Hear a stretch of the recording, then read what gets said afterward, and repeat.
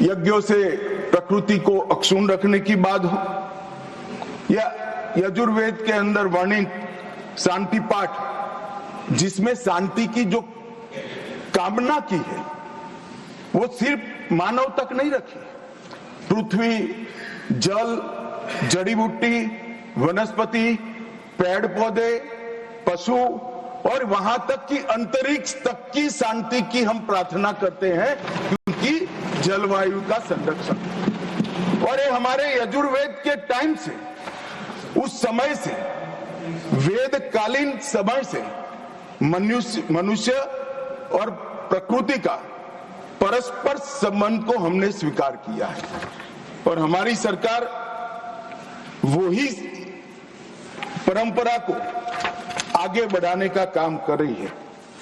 मान्यवर, आपदा प्रबंधन के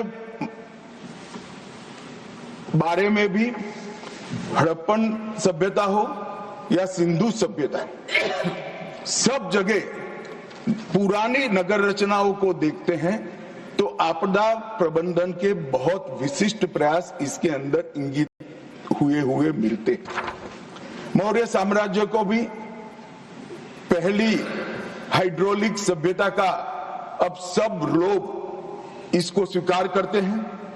हमारे यहाँ ये विचार नया नहीं है, परंतु जिस तरह से हानि हुई है वो हानि को परिपूर्ति करने के लिए परंपरागत उपायों के साथ साथ, पर्यावरण की देखरेख के साथ साथ हमने आधुनिक उपायों को, विज्ञान को और दुनिया भर की अच्छी प्रैक्टिस को अपनाने का खुला मन रखना चाहिए।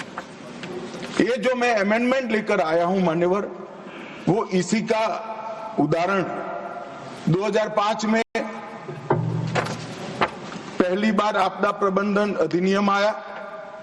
इसके तहत एनडीएमए, एसडीएमए और डीडीएमए का गठन किया गया। अब जब मैं एनडीएमए कहता हूं तब नेशनल डिजास्टर मैनेजमेंट अथॉरिटी की बात है, SDMA state disaster management authority की बात है और डिस्ट्रिक्ट डिजास्टर मैनेजमेंट अथॉरिटी का गठन ऑलरेडी हो चुका है। अब ये चिंता व्यक्त की जा रही है कि पावर का केंद्रीकरण होगा।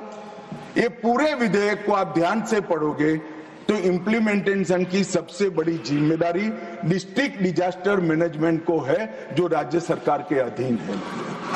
इसलिए कहीं पर भी फेडरल स्ट्रक्चर को नुकसान करने की संभावना ही नहीं। इसके आर्थिक सहायता के लिए national disaster response fund, national disaster mitigation fund और राज्य और जिला स्तर कोई फंड की रचना भी की है। मान्यवर, जो पक्षपात का बहुत सारे लोगों ने आरोप लगाया, इसका मैं